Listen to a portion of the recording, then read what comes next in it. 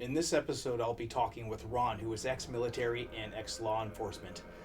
During the interview, we talk about what it was like to be a police officer during the COVID times, the trucker convoy, a crazy story about how another police officer almost shot him in the head just because he was upset, and how that police officer is still on the force, and how strength training basically saved him when he was going in a downward spiral. So I learned a lot about police officers and how they think and the stressors that they encounter when they're on the job. Due to the sensitive nature of some of the content of this interview, Ron is not his real name, and we are going strictly audio with this, so we're going to also respect his request to have his identity remain anonymous. So stick around and stay strong and free.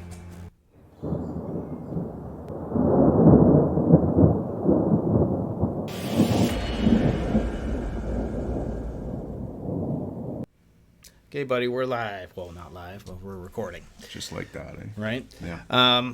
Thanks for coming on the show and talking about what you wanted to talk about with me. I find it's very much in line with what I want to do with this podcast and my overall, I guess, crusade. Yeah.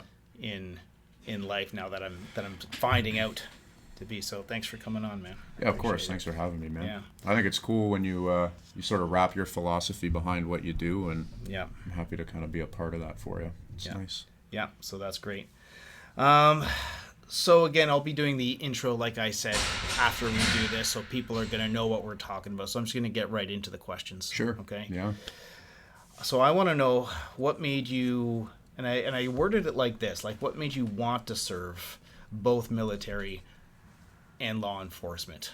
I mean, for me, like if I looked at like maybe old TV shows I used to watch or movies or something where it's just very basic, good guys versus bad guys, and society needs more good guys. Yeah. Or was it something else? Do you have family roots in there, or what was it? You tell me. Yeah, it's a big question, right? Like, I think when it comes to public service in any capacity, for a lot of people getting into it, it's not so much like a want. It's more of it's like a calling in a way, right? Mm-hmm. And I trace it back to as far as I can remember. I mean, like similar to you, I grew up in the time where we had exposure to, the Greatest Generation, all these veterans, all of the dope movies where it's all patriotic and, the heroes are the soldiers, and that's what I was raised to believe. So growing up, I was just exposed to that. I thought it was so cool. I thought soldiers were the coolest guys in the world, man. Like they faced their fears. They did unbelievable things. They got to see the world. They got to do things that you wouldn't be able to do if you weren't in the military. You weren't serving. So I had that sort of feeling in me for as long as I can remember. The other side of this is I grew up a very fragile little guy. I was very sensitive to things. I wasn't competitive.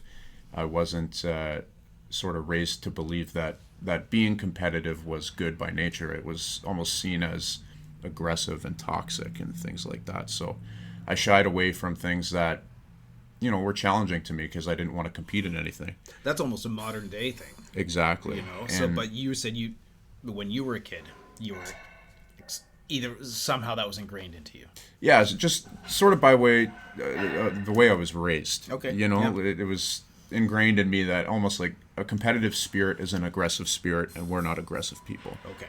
And I just grew up to believe that. So throughout my childhood and into, my teens and high school and college, I would do the things that just came easy to me. They weren't challenging because the challenge kind of brought up that same emotion of competition and aggression.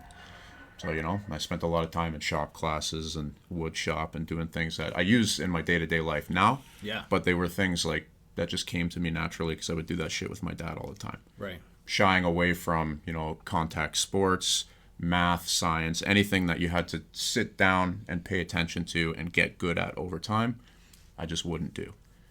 So come college time, I was in school for woodworking. Graduated that, and I tried to enter the workforce, and I just had this deep longing to challenge myself for once in my life. You know, I was 20 at the time, and I thought, man, I always took the easy road, just doing whatever came easy to me. I don't feel fulfilled. I feel like I have this unrealized potential. I don't know what to do. But there was always that part of me that was like, man, soldiers are the dopest guys. I just got to be a fucking soldier, you know? Yeah. But it scared the shit out of me.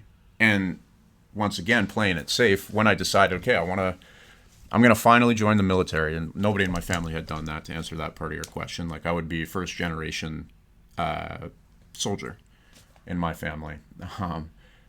Playing it safe again and talking with my parents, they're like, well, if you're going to join the Army, you know, you should learn a trade. And I thought, that makes sense, because when I get out, I'll have my red seal, be employable forever, and life's going to be good. So initially I applied to be a vehicle technician or a heavy equipment mechanic in the military, in the Army. And I rolled with that application for a few months, and I was like, fuck, man, like, it is a safe bet, but I've always just playing it safe, you know? I'm going to come out of the Army. I'm going to not really get the Army experience that I wanted, but I'm going to set myself up to have a life that is safe, you know? And I just spent time with that thought and said to myself, you know what, fuck this. So after a few months, I called the recruiter. I said, listen, like, I don't want to be a mechanic. Put me down for infantry only. And he's like, well, if you do that, like, we got to start the application over again. It's better to have two, like, you're going to get in faster, blah, blah, blah. I said, no, I want to be in the infantry. And that was the end of that conversation. And then I spoke to my dad. I said, I don't want to be a vehicle tech. Like, I want to be a soldier. He's like, why the hell do you want to do that? And I was like, because it fucking scares me. And I've never done anything that scares me. I always play it safe. Wow. And you know, this is the first time where, like, I actually feel like that's what I've always wanted to do, but I've always had 1,000 reasons not to do that thing. But here I am, a man not really excited about my future, kind of bummed out that I'm always playing it safe. Like, it excited me because it was scary, and like I now had the opportunity to do the things that I always kind of glorified in my mind, growing up seeing the movies and all that stuff. Yeah. How old were you? Like, what's the timeline here? How old were you when you were making these applications? Geez. I must have been 19 to 20. So you were a young man. I was a young man, and just, like, completely unfulfilled. And like you said, the way the world is now, like, people shy away from competition, and that's just how I felt, and it manifested itself as like almost depression. It was like the beginnings of what may have turned into depression. Yeah. I was like, this is not how I want to fucking be, man. Like, you know? So yeah, I got into the military because I wanted the challenge. I wanted to be a part of something bigger than myself. I wanted to do shit that I would never get to do outside of the Army. But on a deeper level, I think I had this longing to just see what I could do, you know? Like, I wanted no wiggle room. I wanted to be told, you have to do this fucking thing that scares you. Yeah. And I couldn't be like, no, I can't. I don't want to fucking do it. Yeah. Like, no, you have to do this, or, you know. Yeah. You're no way out, buddy. There's no way out. No way out. Kevin Costner movie. Great Kevin Costner movie. Great Kevin Costner movie. So I guess you could say, like, that sort of set the stage. That sort of tone set the stage for my life up until this point. Is just this desire to not run away from that inner bitch, is what Joe Rogan calls it. Like, there's that voice inside you that's like, you can't do it, or you're scared to do it, or for whatever reason, you know, like, it's been painted as this thing that's bad. You like, you're not allowed to do that thing. Yeah. I need to do that thing. It's been a chase for, like, accountability, challenge, and growth. Yeah. And the first step was definitely the Army. And, like, that was the first time I felt like I made a decision for me. Like, man, I'm going to be in the infantry and just see what happens. And yeah, I just set the stage for the rest of my life. Well, you know, they say, like, necessity is the seed for all invention, right? Or something to that degree. You can look at that in terms of products that we have, but you could also look at it, like, within yourself. You put yourself in a situation which you need to. It's necessary for you to adapt to a certain situation. And at least if you know it's actually going to make you a stronger, better person. Yeah. Then, yeah, committing to it. What's the worst that could happen? I guess it's either you fail or you succeed. Yeah. But again, it's the it's the C for invention. You will invent things in yourself or draw them out of your DNA. Yeah. That previously would lay dormant. Yeah. Right? Yeah. Ambition, strength, Yeah. drive, that sort of thing. So did you Exactly. find that it did bring those things out in you? Yeah, it definitely puts you in touch with a part of yourself. Like the fears always come to the surface, but when you're not allowed the opportunity to say I don't want to do it, you have to learn how to manage those things. Yeah. Well, that's Mark Twain. Do you know that quote by Mark Twain? Yeah, it's on your wall up in here, right? Yeah. Yeah. It's in the bathroom. It's still. But Yeah. yes, it's what do they say? Courage is not absence of fear. It's the mastery of it. Exactly. Right? Yeah. So. And I sort of view fear now like as the spectrum of what can you do with it. Like I've put myself in so many places where I'm just fucking horrified. Yeah. Through the military, the police, and fighting, but and that fear is always the exact same. And I have so much time spent with that now that it's like there's this spectrum to me where fear can pull you to one end or the other, and it's all about if you can manage it or not. Like if you view the spectrum as, maybe on one end is evil and one end is good, or just the same, one end is dysfunction and the other end is function. Yeah. That fear is so powerful that if you use it properly, that energy can pull you toward function and toward good. Yeah. If you don't know how to manage that fear and it's out of control, it's just as powerful to pull you towards complete dysfunction or chaos or evil. And you'll be doing stuff to manage that fear that is completely toxic, drugs, booze, or, taking healthy things to the far extreme. Like fasting for too long or going on way too long of runs, like just damaging yourself if you're not in control of the fear. Yeah. But it's a powerful thing if you can control it. And certainly the military, like as a young man, it teaches you fear management, but I didn't necessarily get exposure to the fear to the extent that I would later in my life, but it set me up with the tools, Wow. Breathing, for sure, talking to people, just fucking. Now, when you were in the book, did you see action? No. So I was in. And then when did you transfer to law enforcement too? So I was in the Army 2015 to like mid 2018. There wasn't much going on, honestly. And even in terms of like just going away on training, like there wasn't much. I did one big NATO exercise overseas, but no combat for me there.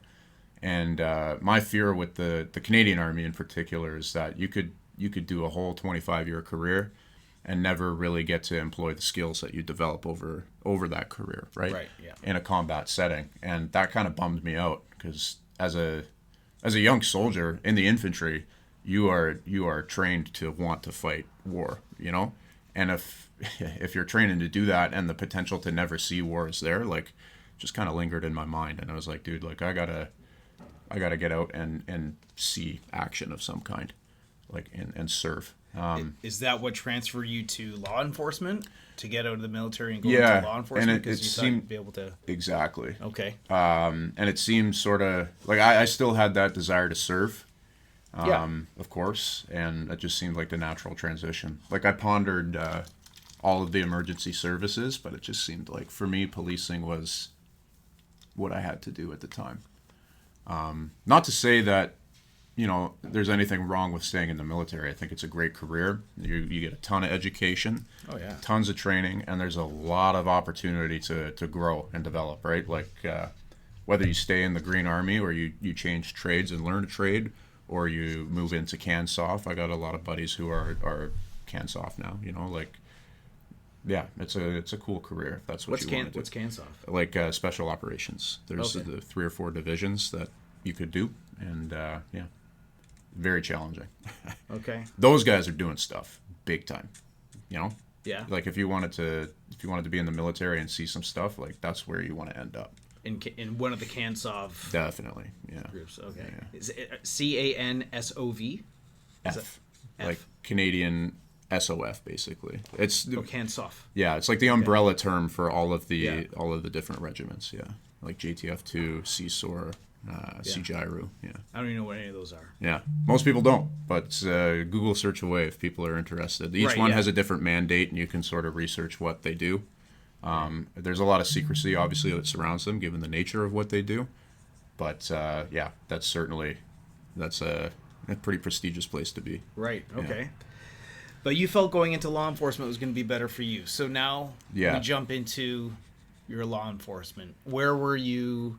Or no, I'll let you describe. Go ahead. Yeah. So I sort of had the thoughts like, do you pursue CANSOF or do you get out and do something, do something else that's in a service capacity where maybe you have a bit more of a work-life balance. Yeah. Which is what I wanted at the time too. I sort of, was in a relationship and wanted to see where that went and didn't want to be away from the house for 11 months out of the year. So yeah, policing was it for me.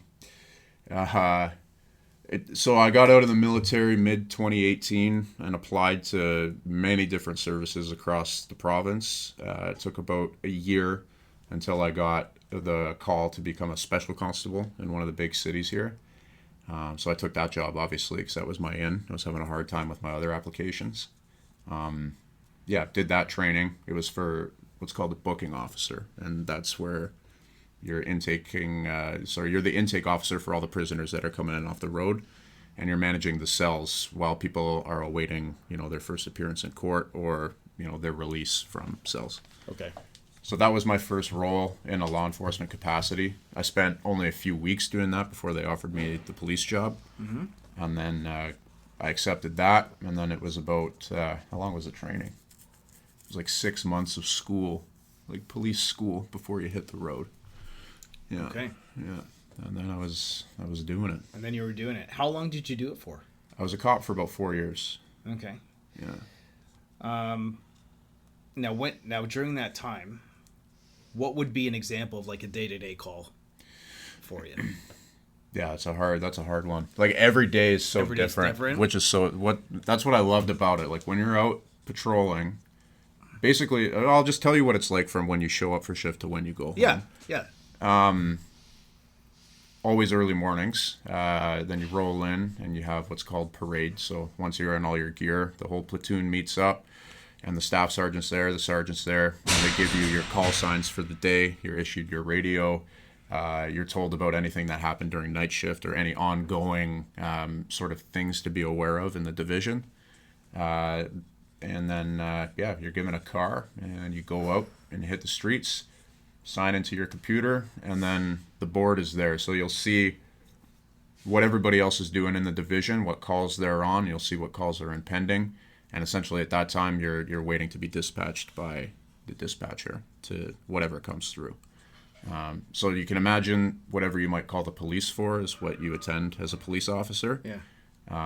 The city I was in, it's one of the bigger ones in Canada. Like there was always calls impending, which means, people waiting after they call the police. Like there's a queue basically, and it's triage similar to going into a hospital by, like the priority of danger, I guess, or need for the police. So, yeah, you wait to get dispatched, and it could be anything, man. Like you could be going to a robbery, you could be going to somebody, walking around the street with a machete hitting mailboxes or chasing after people.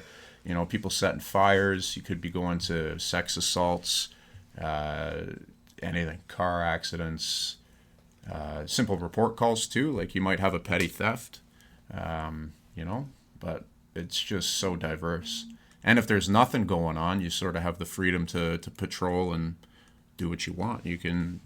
And when you're patrolling, do you have a set route that you're patrolling? So it depends on what service you work for. Yeah. That would be called a beat. So if you're assigned a beat, then that's you, and you're responsible for everything in that beat.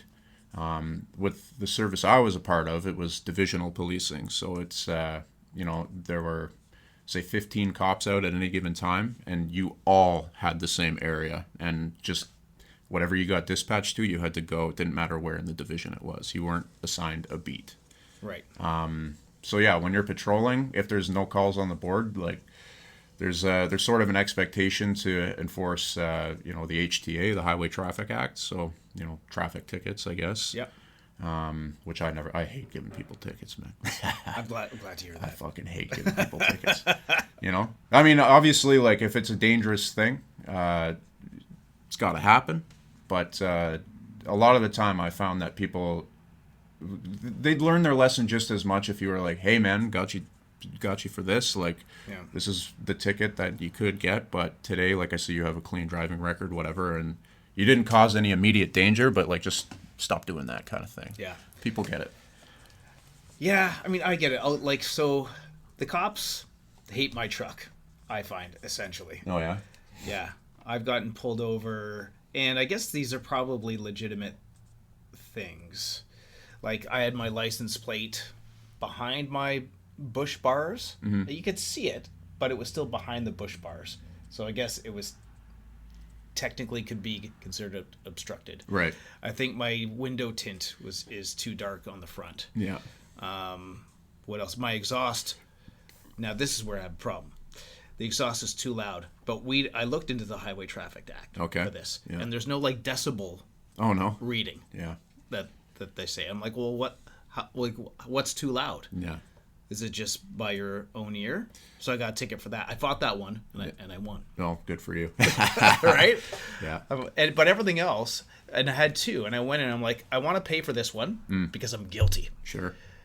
The windows are too dark. Yeah. So I'm going to pay this one. But this one, I looked it up, and I don't agree with it. Yeah. And it was the meet with the prosecutor option that I did. And she's like, yep, okay. It's like, I'll get rid of this one. Yeah. And she was surprised, like, you want to pay that? Like, I offered to pay it. Yeah. And I said, yeah, I'm guilty. I was just trying to do, like, yep, this is right.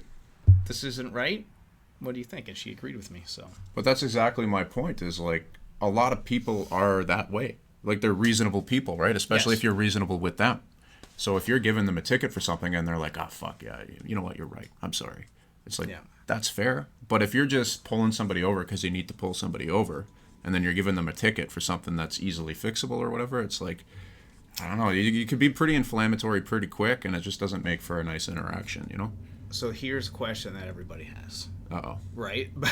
About traffic tickets in particular. And this is where people mostly interact with police officers, I would say. I'd say 99% of people, yeah. Right? So a lot of people believe that there is a sort of a financial mandate that officers need to hit or want to, or whatever, so they need to give out or issue X amount of tickets, either per month or per whatever.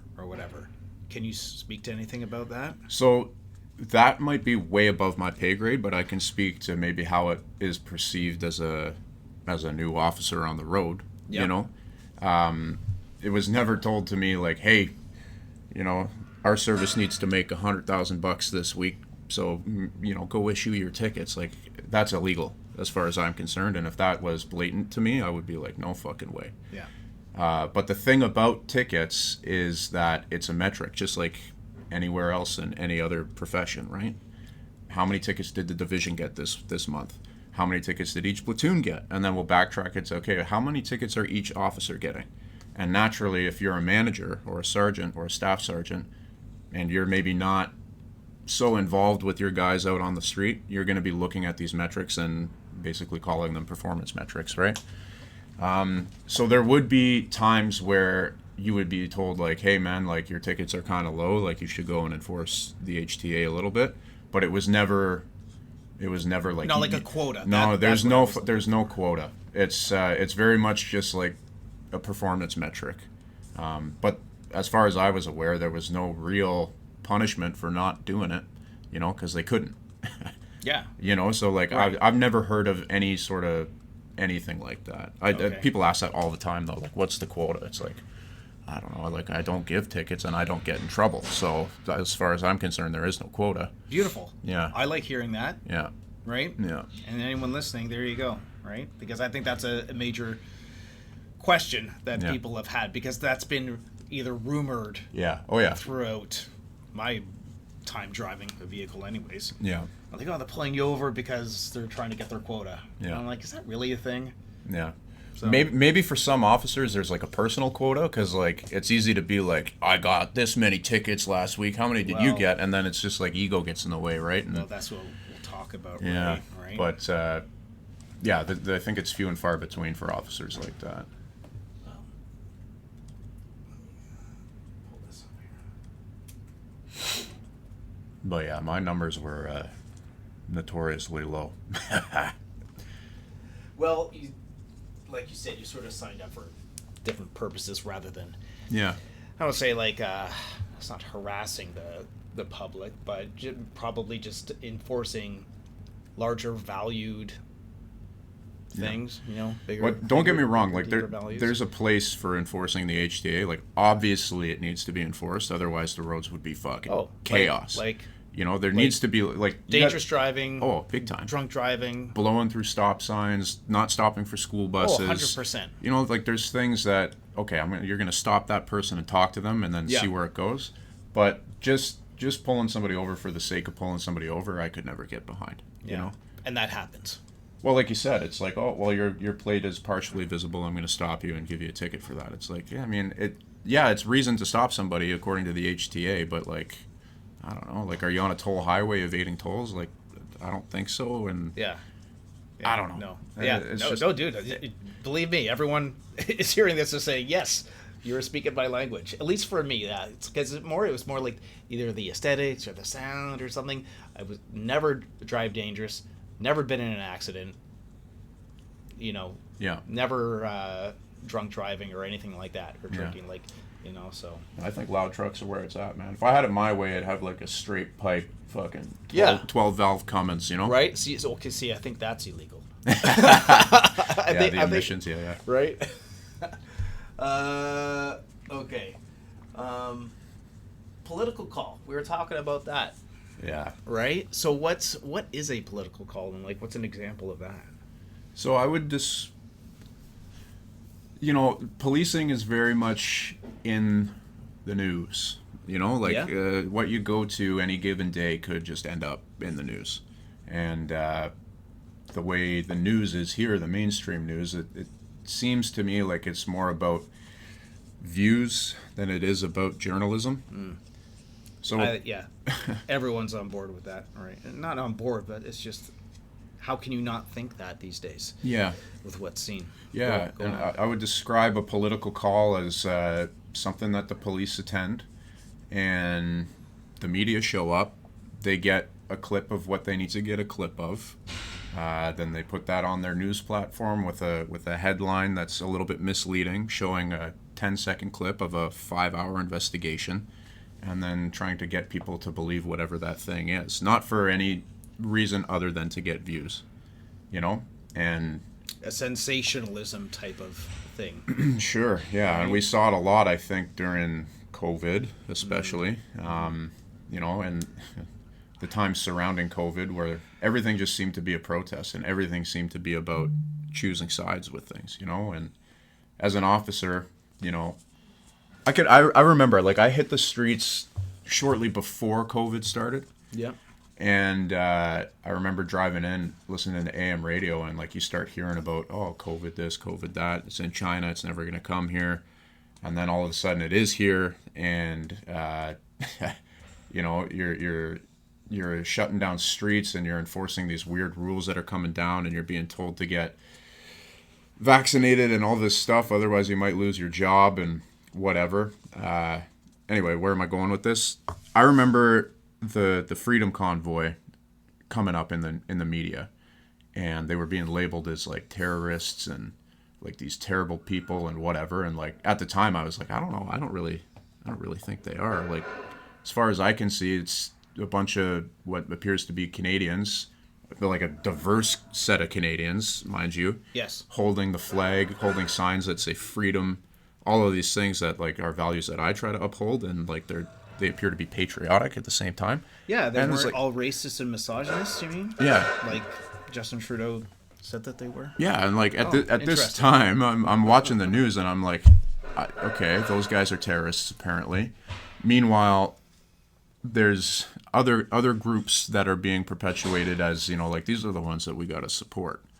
And we won't get too much into what I support and what I don't support. But as a police officer, I remember being tasked to shut down certain streets, main streets in a big city, so that certain groups could peacefully assemble. Could exercise their right. Exactly. Which to is do so. a part of what we swear to uphold as police That's officers. right. Is the oath you take. The Constitution of Canada is what you swear to uphold, right? Which within that Constitution is the Charter of Rights and Freedoms. Right. So yeah, that's great. And like, regardless of my opinion on the matter, like, I viewed my role very much as like an impartial observer who's there to facilitate that right. And Well, I think it's cool. That's a good mindset for an officer. And most of us have that, right? I would argue like the vast majority of cops have that. Right. It's the bureaucracy of everything and the things that are politicized that sort of take an officer's, discretion away, and then they're forced to do certain things. So anyways, I'm shutting down these streets and I'm watching these people assemble, and I'm like, this is kind of cool. Like, I get a front row seat to issues that are, Canadian, to issues that are happening overseas. People are passionate and voicing their opinion about various different things, and I'm becoming educated on the matter. I think it's cool. And generally, people are pretty peaceful, and people don't really care that you're a cop standing there. It is what it is. But in the same time frame, we were not shutting down, but we were posting up in certain intersections to prevent the Freedom Convoy from coming to assemble. Right. And it was portrayed as, well, it's because they're going to shut down the whole city. And I thought, I don't know, because what I'm reading is that these convoys are just getting shut down. Like, all of their attempts to assemble peacefully are just getting shut down across the nation, is what I've been hearing. And that's why they had to do sort of like their last stand in Ottawa, because it was like a show of like, hey, like, we won't be silenced. We want to tell you what's going on. This is our right to peacefully assemble that's been stifled for so long. Like, we have to do something. That's how I viewed it. And I'm sitting blocking off these streets knowing that the convoy is going to be passing by, and I'm there to prevent them from assembling. And I just thought, why? How come, I don't give a shit really what anybody's doing. Like, I'm not getting paid to do that. But how come these groups are allowed to tell me, or to peacefully assemble and say their piece, but this group is not? Like, what's the difference here? And then I find myself in a position where I'm enforcing that. And like, to me, it just felt like that's literally directly breaching the oath that I took. Yeah. And I take my word very seriously, because at the end of the day, if you don't have your word, like, what do you got? And I'm not, whether I'm on the side of the convoy or not, like, it wasn't right. It wasn't impartial. Well, it isn't impartial, and it is political. It's political, point. yeah. And those parts of, I won't say society, but like the politics and law enforcement aren't supposed to, one isn't supposed to dictate the other. That's exactly right. You guys are supposed to be impervious to that. Yeah. Right? Yeah. So that would be an example of a political call. So you saw some pretty nasty calls that, again, just went against your personal constitution as a man, like as a human Canadian. Well, as a person who swore to uphold an oath, right? Yes, exactly. And someone who took that very seriously. And I was fortunate to be in the position where, like, I didn't have a lot of responsibilities that I had to commit to outside of my job. Like, I didn't have a family. I didn't have huge bills. I didn't have any of this. So, like, some guys are in there for 15, 20 years, and like, you can't walk away from that job. And I know a lot of dudes that were like feeling the exact same way about stuff as I was, and they're like, man, what can I do? Like, they feel they have to do it. Exactly. So there's this sense of sort of, I understand, and I've always understood that, and that's anyone in any job. I think there's always things that you feel like this this isn't the right thing, but if I don't do it, my personal livelihood, and those who I love are going to suffer. Yeah, and your family's depending on you. And, yeah, right? Yep. It's a paycheck is a paycheck, but it represents so many things these days. Yeah. You need to buy everything with money. It is the world that has been created for us.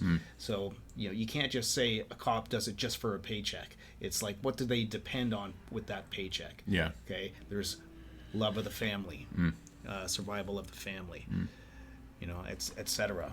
Yeah. All the basics. So, but you're saying that even though, so say you went to a political call and you saw all these officers and they were, say, blocking off or preventing the Freedom Convoy from happening at that particular place, intersection, city, or whatever. Would you say a vast majority of them didn't want to do that? I don't know if I can speak for the vast majority of officers. I can just speak for how I felt in those times. I have to think, though, that there's, like you said, there's, because you were saying the vast majority of officers, what did you say? It was just like a few minutes ago. But, like, they're good people. Well, they're people for sure. They're good people, man. Like, I just have to believe that they have those values. Yeah. And that it probably went against their moral fiber to do what they did, but they had to because of... Yeah, just it's like the situation that we were all in, right? Yeah. And also at the time, and even still, there's some residue for this, but like even just talking about certain things, you can't really do, right? Yeah. Or people were afraid to speak up and speak their minds. So it's really hard for me to gauge how a lot of officers felt, or the vast majority, but I can say for certain, like, I felt weird about it. And, some of my closer officer buddies definitely were scratching their heads some of the time too. So it's a small sample size for, officers across the nation, but it's a sample size nonetheless. So take from that what you will. But I got a question for you. If you were at one of these events and you were enforcing something that you didn't want to enforce, and a citizen came up to you, very kindly, and just asked you, "Do you really want to be here right now, enforcing this?" Now you're on duty, and I don't know if you're like everything's recorded and stuff. Everything's recorded, yeah. Right? Yeah. Like, what could you answer to that? Do you want to be here right now? Is the question? Yeah. So you're there, you're enforcing, you're blocking out the Freedom Convoy, and I'm a citizen protester that was going to help and support this and be involved in this peaceful protest. And like someone comes up to you and they say that, can you answer honestly to that person? Or do you think that's going to, or do you think that they're fishing for fuel or something? Oh yeah, they are. Yeah, it's best to remain impartial at all times. Regardless of my opinion, I'm here to facilitate. You still have to be an officer. You're an officer at that moment. And exactly. Yeah. And it's not about me. It's not about my beliefs. It's about I'm wearing this uniform, and this uniform is here doing X, right? It's not, Ron is here, participating in a protest or a peaceful assembly. Like, no, I'm here facilitating your right to peacefully assemble. Yeah. Regardless of my opinion. But my question is, if you're blocking that, you're not facilitating it. Oh. Yeah, I never ran into that situation. You understand what I'm saying? And then someone comes and saying, so you're blocking this from happening, right? Yeah. Do you really want to be doing that? Yeah. Yeah, that's a tough question. That's a tough question, right? Yeah. So if you ever put in that, I always thought that would be answered, because I believe that people, when in situations like that, they want to speak to police officers as men and women at that point. But I don't know. I always find that when you speak to an officer when they're on duty, they just the language, they can't interact with you that way. Yeah. In a lot of the times, right? There's so many things that are on an officer's mind when somebody is coming to ask you questions. Especially questions where, like, if you end up on the media saying something and it's totally misconstrued, or it's like, oh, now you're the voice or in the face of how all police feel, regardless of if that's true or not, that's on your mind. Yeah. And sort of like we were saying, if your hands are tied and now you're sort of being set up to enforce this thing, which maybe you have some questions about inside, and now somebody's coming and saying, like, how dare you? Like, do you think this is right? And you're kind of like, I don't know. but what the fuck are you supposed to say? Yeah, I know. Like, we're all people too, right? And it's just like you're doing this task that it's just impossible. Like being a police officer is impossible, man. I don't know, especially in 2024. Like I have all the respect for the people that can continue to do it, because it's like, my God, how do you answer a question like that? Yeah, exactly. I don't think you can. So I just have to believe that sitting here speaking to you, Yeah. right, that it is in most police officers that they want to enforce the Constitution. Yeah. That's actually what they signed up for. They have good, strong moral fiber, right? Anyways, but would you say it's at about that time that you started to say, this is not what I signed up for, when you were showing that you are to facilitate this protest, block this protest, and or any other events leading up to it? Yeah. What point did you say, this isn't what I signed up for, I don't want to do this anymore? That's certainly when I started to scratch my head a little bit, you know? And I began to look at the bigger picture, you know? Yeah. Like, why am I here? That's probably when I started to ask myself that. That's a big question. Yeah, it's like, because you get into it, you know you're going to see some shit, and Yeah. you're fine with that, getting into policing. It's like, you expect to see crazy stuff. Yeah. But the behind the scenes, when you go home and you see the news, and then you think about what you did during the day, and there's a disconnect there, and then yeah, it's just like, what is going on, man? What am I doing? That's right around the time I started to ask myself that. Right. Can I be doing this for much longer? And it just started to torment me. But at the time, I was still a patrol officer, and the day-to-day was fucking sweet. Like, you're out there patrolling. You know, a lot of the times you get a long lunch, you can smash out a workout. You know, you're interacting with the public, regardless of if it's a good interaction or a bad interaction. Like, you're problem solving, you're with people, you're with your friends working, you're staying in shape, you know? Like, you're too busy to really sit down and process stuff. And your day-to-day is busy enough where you can actually manage to get by and not really pay attention to the bigger picture, I think. Right. You know, but when I really started to get like overwhelmed with these emotions was when I had my first training stint in an office position. It was like a background sort of investigative position. Yeah. And now I go from, like I said, you're on the road, you're with people, and you're doing all of these things to manage what you see on a day-to-day basis. And now I'm sitting in an office chair for 12 hours looking at a computer doing like follow-up investigations for calls that like I didn't have the energy to deal with. And like I Did you choose to make that change, or no, were it's you... a part of like something they put you through Okay. in your training as a constable. They Yeah. take you off the street, put you behind a desk. Yeah, it's like an investigative stint, and Okay. you're learning about Yeah. the detective side of things, I guess. All right. Yeah, and I just you get removed from the chaos of the road, and I feel like all of that external chaos now just comes like right inside. And for me, like, I just shut down completely, man. Like, and This is where you were saying when we were talking before that's when you started to get a little low. I was deeply Deeply depressed. low, yeah. I was like not okay at all. I was abusing cannabis, I would say, like definitely abusing it. Yeah. My physical fitness routine was not so much about fitness, but it was about just like just spending time. Like, I was reading David Goggins at the time, and he was like, oh, you gotta go on 40-kilometer runs and spend time with that fucking darkness. Yeah. And it's like, I was doing that indeed, and I was like, I was abusing my body, man. Like, I would run 50 kilometers. I remember I would run on the beach barefoot in February, jumping in the water. Like, it was crazy, freezing. Yeah. I was doing extended fasts, thinking like this is a healthy thing to do, but like there were a couple times I didn't eat for like 7 days, and just looking back, it's like there was this inner battle that on the outside, like I needed some chaos to manage, and the chaos of being a road officer was gone, and so I had to do these extreme things in order to cope. But then meanwhile, I'm spending 12 hours sitting at an office wearing a tweed jacket, like, you know, and just like, it didn't take very long for my whole world to just come crumbling down. Like, I would zone out.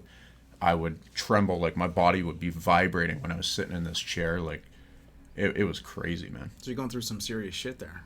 Like real problems for sure, and just not managing it at all. Is that when you found training, either kickboxing or otherwise, or were you already doing that stuff? My martial arts journey started before I joined the military. Like for just a few months, I was like, shit, I better learn how to fight if I'm going to be a soldier. Yeah. So I started, but then when I was in the military, I didn't do much. And then I started doing jiu-jitsu when I got out, and then I kind of stopped when I hit the road as an officer because the shift schedule plus my commute didn't really allow me to do that. Yeah. But that's where I found weightlifting. Yeah. And I was weightlifting hard while I was on the road, and then up into my investigative stint. And then once I started to feel all fucked up and I wasn't really able to lift weights at work anymore, I found kickboxing at that point. Okay. And And did that help? Oh yeah. Right. Yeah. Well, so what ended up happening? Yeah. How did you get yourself out of this lull? I spoke to a psychologist. Yeah. And after like an appointment or two, she wrote me off work. She's like, you're not managing. You're exhibiting signs of PTSD and depression, like clinical depression. So like, we're going to take you off work for 2 weeks and have appointments, a couple times a week and just see what's going on. And then, at the end of the second week, I got diagnosed with all of the things I just mentioned. Yeah. And I was off work for a period of time, like an indeterminate amount of time. It was like, you're off work and your job is to get healthy again. And that's when I really started kickboxing. Right. Yeah. PTSD is interesting to me because I think most people, I know I certainly would just associate it with soldiers that see horrible things, and then they're like shell shock is what it used to be called. Yeah. Right. But I guess it can manifest from different sources. Because for you, you're saying it was just coming from the street and going to behind a desk, which most people wouldn't see it as a traumatic event in their life. Yeah.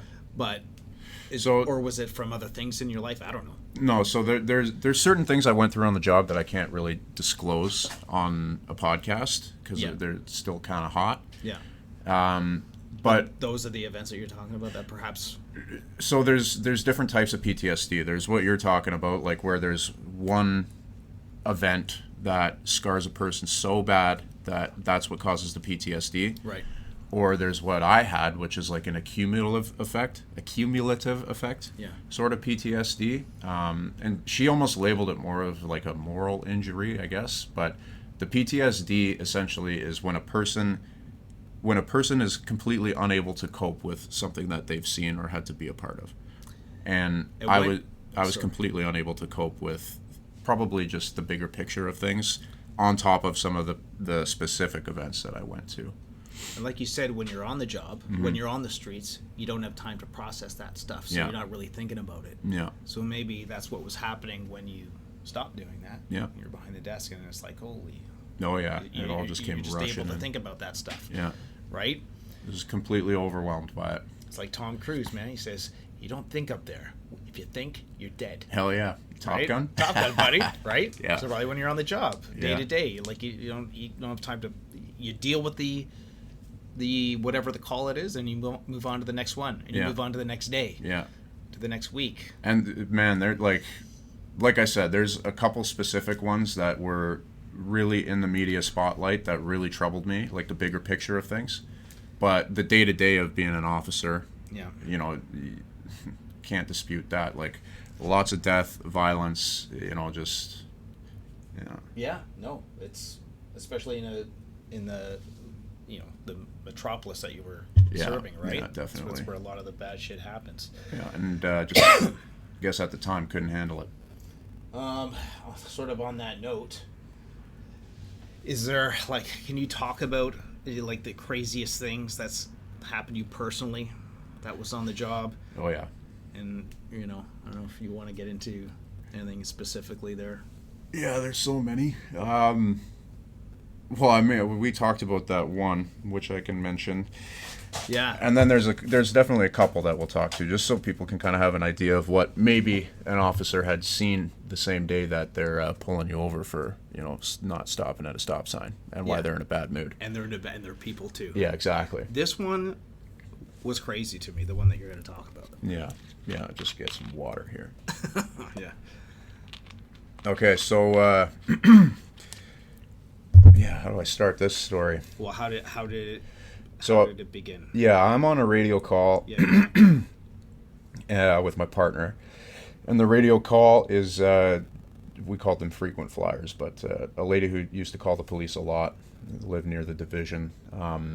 She said her son had just beat her up, so we show up, do the investigation, and she's got a black eye, and she's obviously telling us yeah, my son's upstairs and he got angry and he punched me in the face, and it's an assault. Yeah. So when there's visible injuries, we need to take photographs for the investigation. And there's certain officers on the job that are trained to do that. They're called SOCO. Yeah, sorry, talking to the mic here. That's okay, buddy. SOCO officers, and they have a camera and they have the ability to dust for fingerprints and stuff, like forensics. Yeah. So I voice out over the radio for one of those, and the only person at the time that was SOCO qualified on the shift was one of the newer guys, and just a choice guy. There's a lot about this person that right from the moment I met him, I was like, I don't know if you should be doing this job. But anyways, I digress. He shows up with his camera and walks up to the victim of the assault and just looks at her up and down, and he's just like, whoa, when he sees her injuries. Yeah. And she kind of looks at him like, what do you mean, whoa?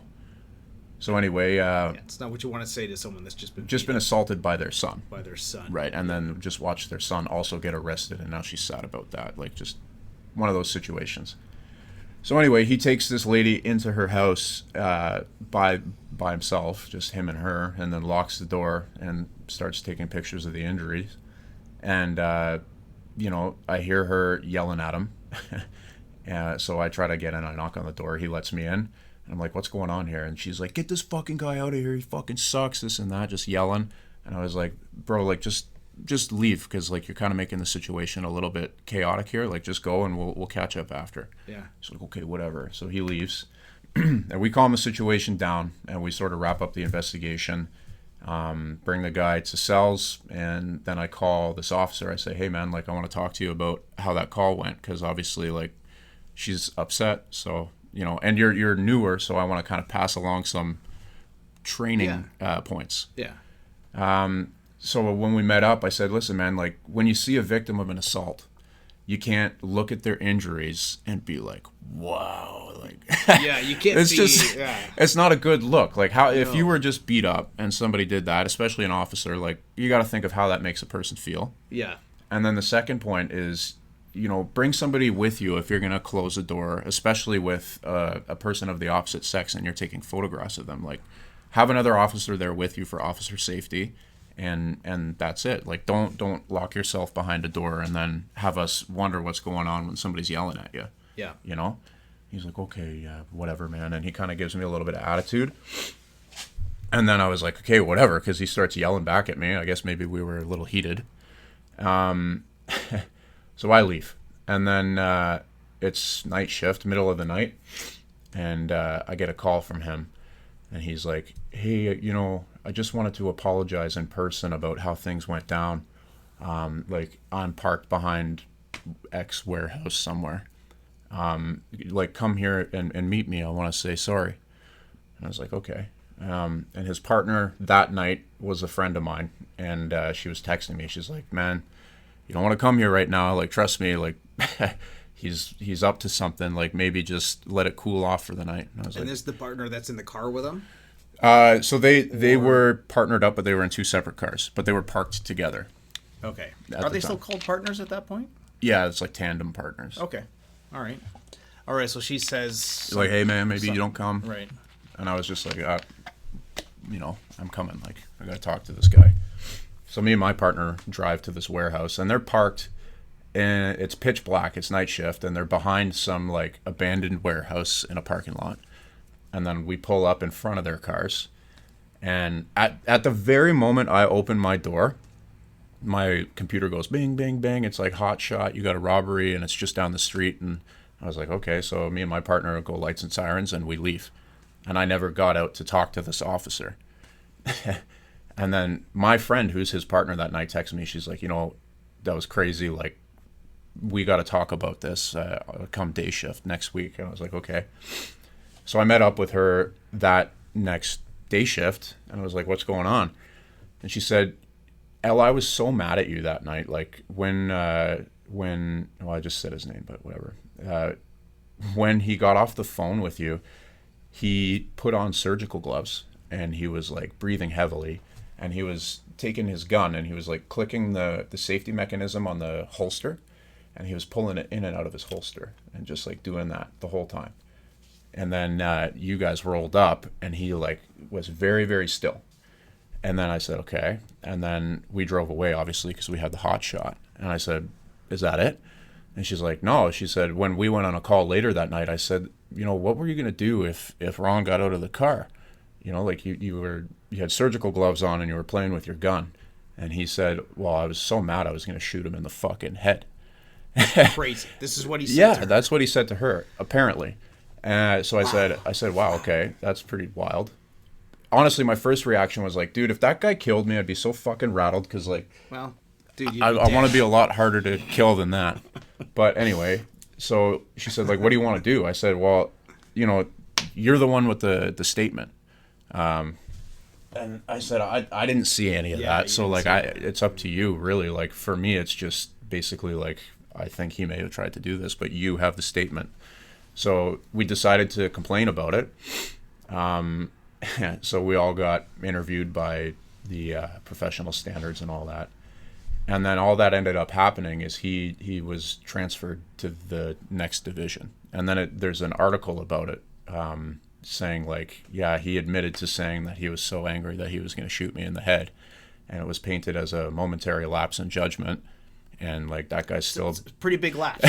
Still policing the streets, man. And I remember that happening, and I was like, holy Jesus, man. Like, he had the means, the intent, and the opportunity to see through that threat. And, we had a witness statement, and he's just... That's it. And I was like, I don't want to be policing and, like, having to look over my shoulder at my own officers. Like, that's just crazy, man. Yeah, that is, I mean, fuck it.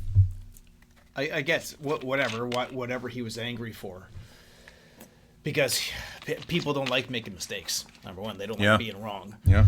But he obviously had time to cool down. Plenty. Right? But instead, it didn't. He kept getting hotter and hotter to the point where he was, quote, going to shoot you in the fucking head. Yeah, because he was so mad. Because he was so mad at you. Yeah. Like, all right, and then what you're saying is that he's still an officer. To my knowledge, yeah. He was up until the time I left. Do you know what, like, so the I won't say the punishment, but the reprimand was that he was just transferred to another division? Like, I wonder... That for sure. Did he have to undergo psychological counseling or any of this? I don't know if we know any of this. Not to my knowledge. Not to your knowledge. Yeah. Okay. Like, is it something like that? But this was in the news, right? Yep.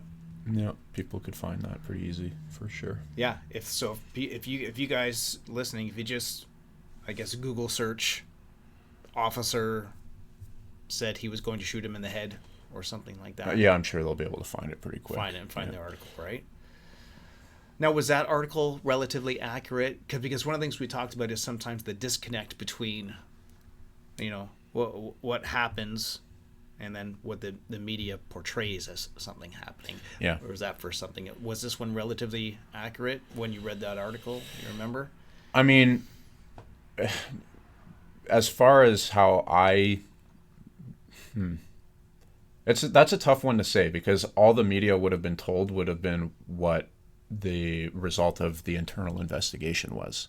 Yeah. There was no media there taking a video of what had happened and then the details, doing whatever they wanted with it, right? So this one is less about how the media portrayed it and more about, like, I I don't know if that investigation really went the way it should have, and it just is what it is. Could you imagine that guy pulling someone over, and he's had a bad day? Like, I guess that was a bad experience for him when Imagine constructive criticism, and then you want to fucking shoot somebody in shoot the face. someone like that, Yeah. right? So that's scary, right? That's Yeah. scary that he's out there like that, and it's scary that the I'm gonna say the station, but like whatever, the higher ups, they know that the details of this, and that's all they want to do. They don't want to, or that they want to allow him to continue policing Yeah. people. Yeah. Because what if someone challenges you? Yeah. Or what if he does something at some point, and then it comes out that that was something that's in his track record? You Yeah. know, it's just And that's not going to look good on the station or the No. police force. Sorry. No. Wow. Yeah, that's. Anyways. so that's probably one of the crazier things that happened to me personally. But Yeah. there's a lot of stuff you see, just by virtue of going to emergency calls all the time, like that are that we could get into if you want to hear one more. Yeah, oh, yeah. So there's one other one that sticks out in my mind whenever somebody asks that question, like, what's the craziest thing you've ever seen? And the one that's so vivid in my mind still is that it was during COVID times, but in this time where there was like an attempt to give people some like freedom again. So there was like outdoor patios and all this stuff to go and drink at. Oh, yeah.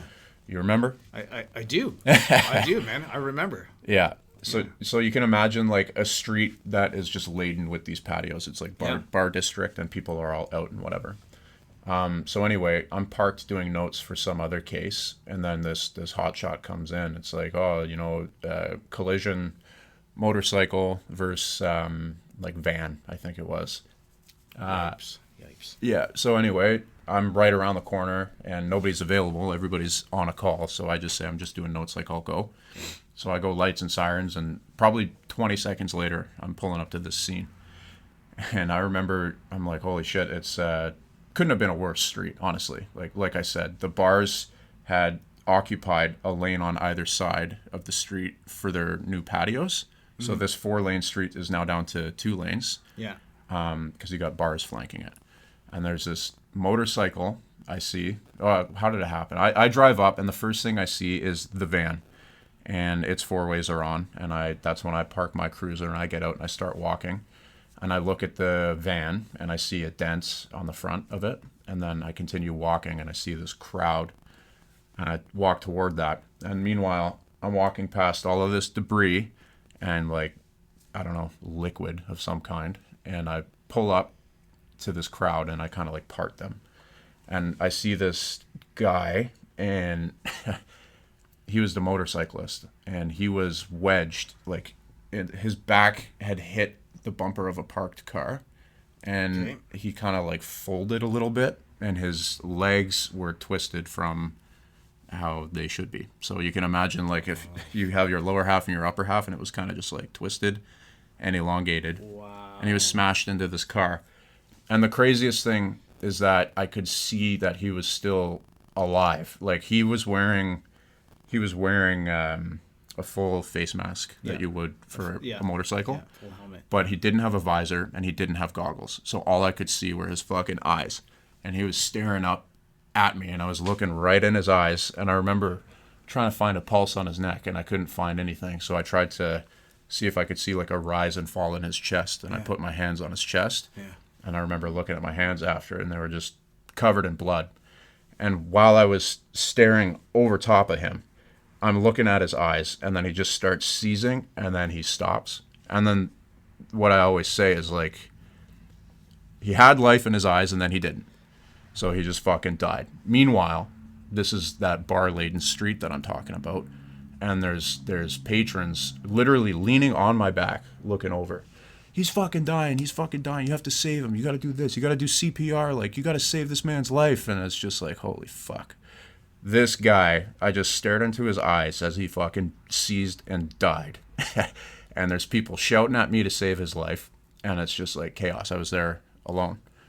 Yeah, until I see the firemen show up, and I just flagged them down, and they walk toward me, and then they kind of take over, and I just walk back to my car, and I blocked off the street because now it's a crime scene, and I just sat down, and I was like, holy fuck, man! Like my body just, it was like electricity was in my body. It was vibrating, and I'm trying to do these notes about this call now, and this guy taps on my window. He's like, hey.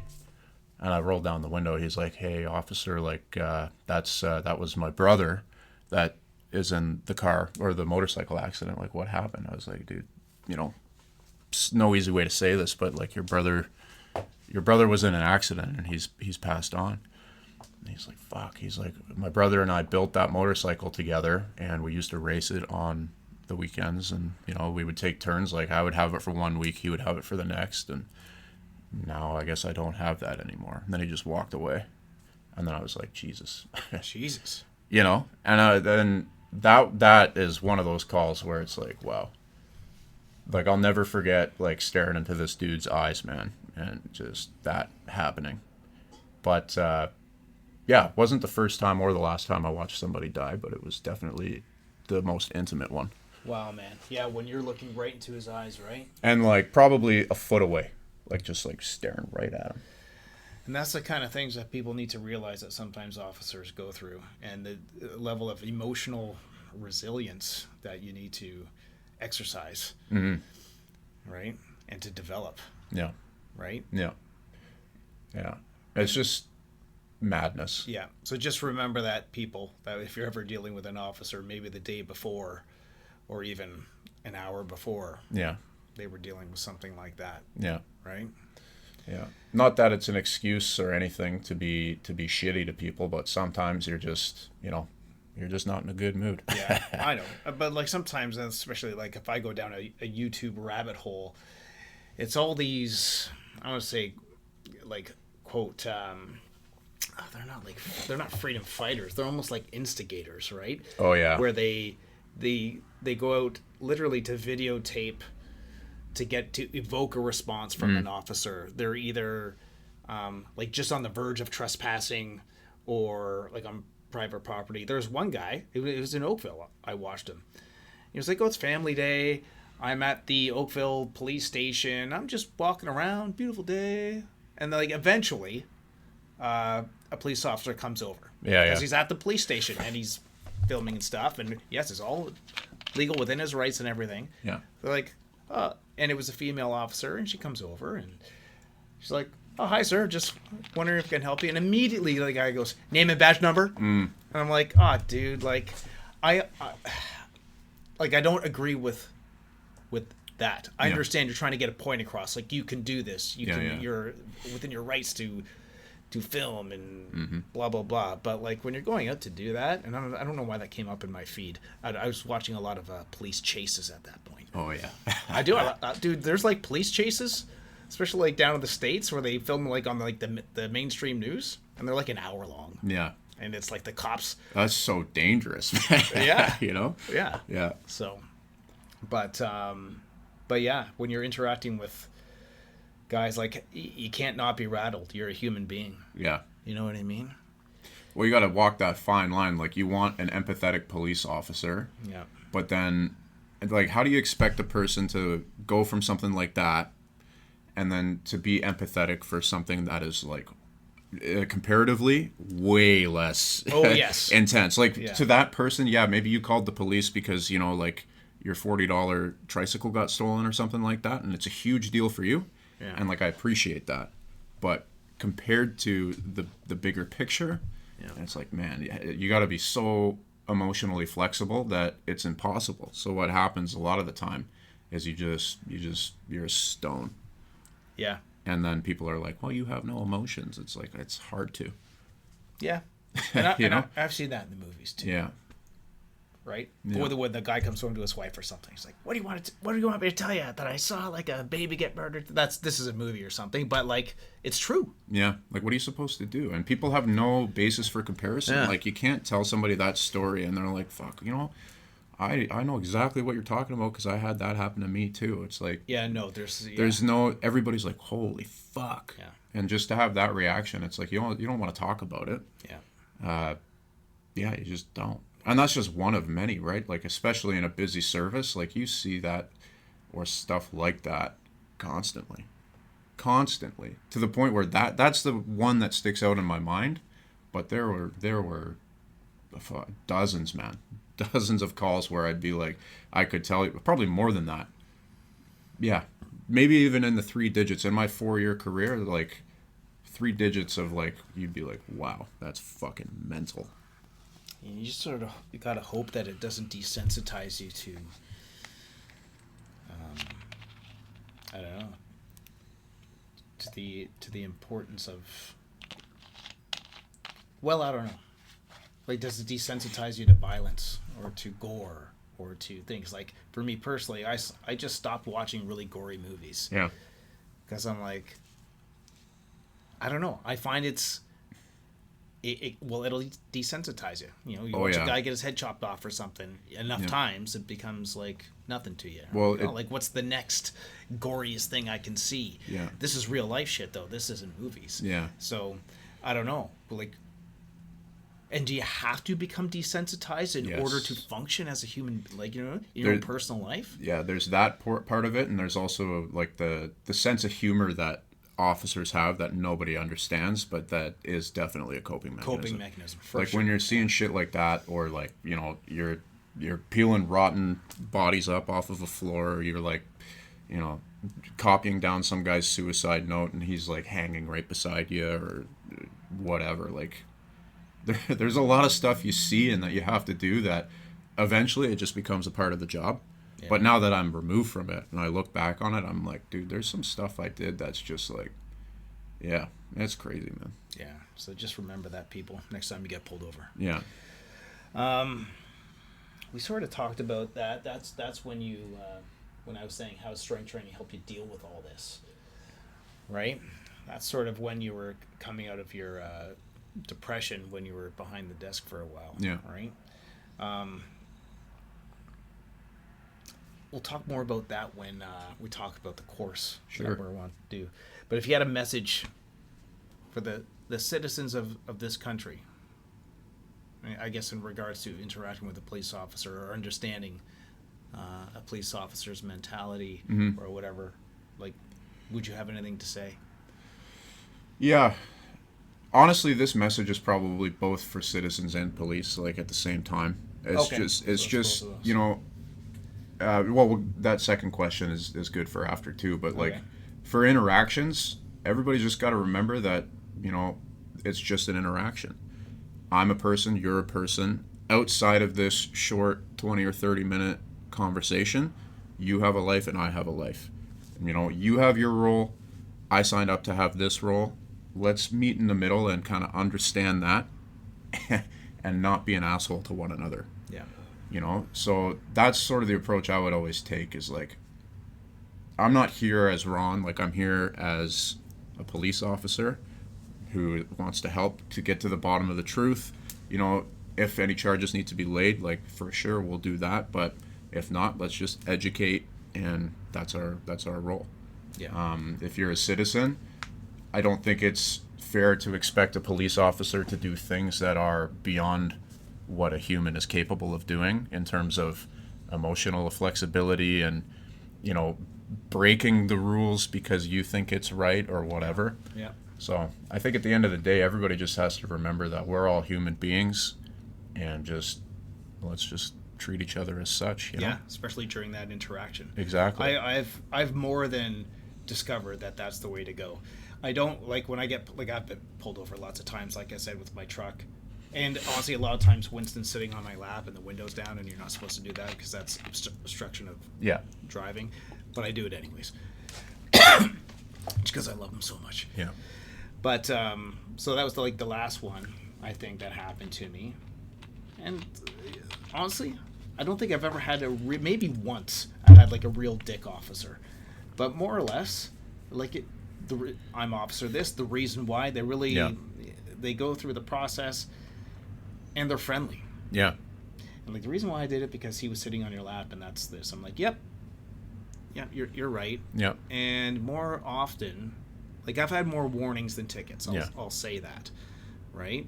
But it's because I'm interacting like a human being, and I'm not afraid. Because that's the thing too. You can start to behave with a bit of an attitude if you see an officer as someone coming out to get you. Exactly. You know what I mean? Yeah. So it goes back to that fear spectrum that we were talking about earlier, Yeah. where it can pull you toward dysfunction. Yeah. And I don't, and then on the other side, I don't over glorify the officer. Oh, yes, officer. Yes, please, officer. Mm-hmm. I speak to him just as a regular guy, Yeah. or girl, right? Yeah.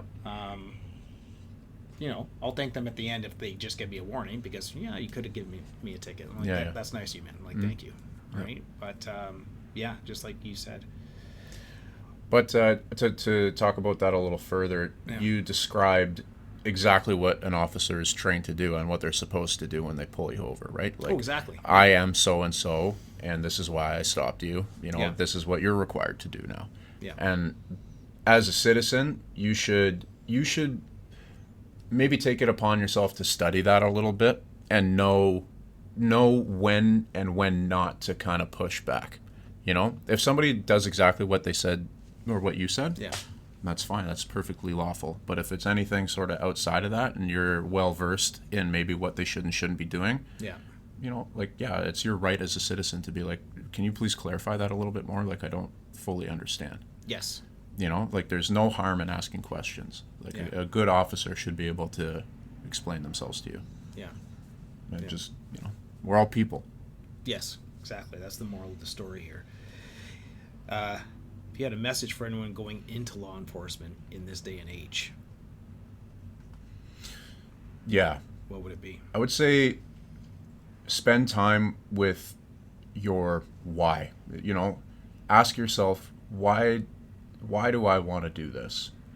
And just see where that thought experiment takes you. You know, do you want to be a police officer because you want to help? Because you want chaos? Because you want to have power over people? Why do you want to be a cop? And then, you know, I want to have power over people. Okay, well, why is that? And really ask yourself what it looks like when you're a police officer, and that is your reason why. And then ask yourself, is it a good idea for me to be a police officer? Is it a good idea for, from the public's view, for me to be a police officer, policing out of that place? Yeah. Just spend time with your reason why, I would say, and then make the decision. Yeah. Very good. Like, great answer, man. Now, we've been talking about, you and me, I've been talking about working on either a course or a program for people to come in to the gym. And we've sort of been trying to refine what this idea is, right? What do you what's your vision again? I know we talked about it before, and it still wasn't solidified. What's it going to? Don't worry about like times per week or et cetera, et cetera. Like, just what's it going to be? Because we can dish out the information of that later, the specifics. But taking into account everything that you've talked about today, I feel like you want to give some sort of experience to people that's going to obviously include their health, because we're talking about how strength training helped you like with mental health. Oh, yeah. And that sort of thing, right? And I understand that. I've talked about that before. But we want to sort of put it into a certain package where it has a bit of your flair on it. Yeah. Right? Yeah. So what would be some examples of what we're going to come up with here? Well, going back to sort of the fear and stress spectrum and how it can pull you one way or the other, I have found myself through exposing my body and my person to increasing amounts of stress over a long period of time, to the point where I ended up breaking, right? You know, as we talked about, and then I had to figure it out all over again. And the way I figured it out was by deliberately doing things that were challenging to me that I couldn't run away from, Yeah. And then at the end of it saying, wow, I was afraid to do this thing, but I did it. And now I feel good. I feel, motivated. I feel like I can believe in myself a little bit more, So the intent of this program will be to expose people to things that are maybe a little bit outside of their comfort zone. And it could start with something as simple as, a 30-second ice bath. Yeah. I don't want to do that. That sucks. That's so cold, man. Like, that's going to fucking hurt. What if I die? Yeah. But you do it. Yeah. You come out of it and you say, wow, even though before I jumped in that tub, there was a part of me that didn't believe in me.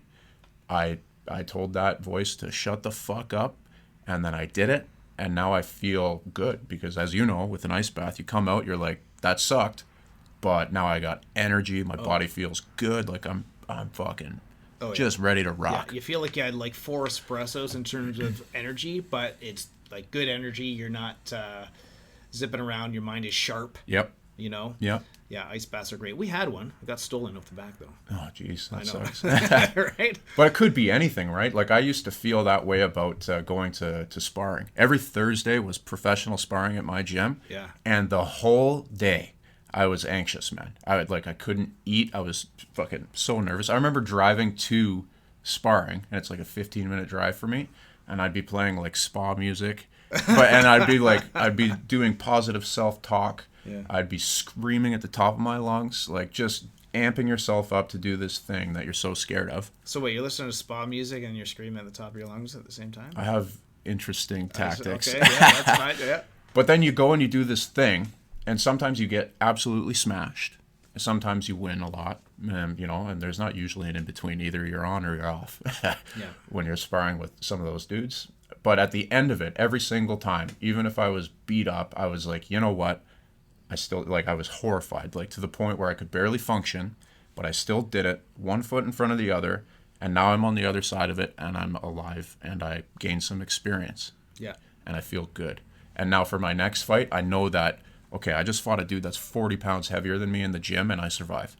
I just fought a guy that's in the UFC, and maybe he was going easy on me, but I'm still here to talk about it. Like, you always work things up to be so much worse than they actually end up being. Yeah. And once you're on the other side of doing the thing, it instills this belief in yourself, and then you can become strong. So that would be the point of this course. Is I want people to have, I guess it's similar to the military. It's called the patrolling spirit. No matter how bad it sucks, you just put one foot in front of the other, and you have these tactics to sort of manage that overwhelming desire to quit. Yeah. But then you don't, and over time you just realize, like, I can fucking do anything. Yeah. And that's what I want people to believe. I think people, if they have a belief in themselves, they can do anything. Yeah. You just have to know. Yeah, you have to know that you will come out on the other end. You have to be exposed to that enough, right? And you will be a stronger, more resilient. Resilience is the word, I think, that will sum that up. Yeah. What you're talking about, right? So I think the modality would be, we'll do that through self-defense, through weights, and through different events that are a little bit stress-inducing. Right. It's a poster in the gym. It's the Rocky poster. Yeah. It's one of my favorite lines from Rocky. Is it's not how hard you hit, it's how hard you can get hit and keep moving forward. Yeah. That's what he says to his son in the movie Rocky Balboa. There's so much in pop culture with that sentiment, but I feel like it doesn't really.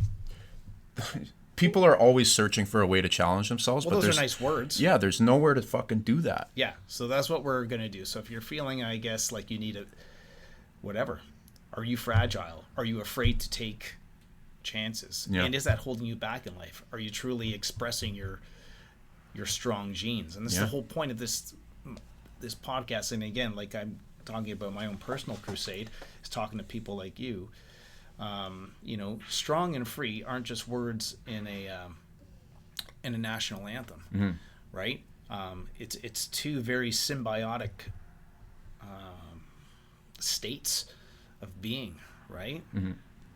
And I can tell you for sure that we need stronger men and women these days in all countries, but let's start local. Let's start with our own country and 100%. Our own city, that sort of thing. So and exposing yourself, and especially in a group environment. Oh yeah. You're like if you come to it, it's like going to the gym by yourself. If no one's there waiting for you, you might not go to the gym for that session. But if you know that there's a small, like your group is waiting for you too, and you're all going to do it together, you're more likely to do it. So exactly. That's why we want to do this as a group thing, right? So that's awesome, and we'll give you guys more details on that when we have all the details sorted out and the course outline and everything like that, brother. And it's it's coming from a dude who really didn't believe in himself at all for the majority of his life. That's right. And until you were like 20 years old, right? That's when it started. And then I realized, like, I spent the better part of a decade challenging myself, and then realizing, like,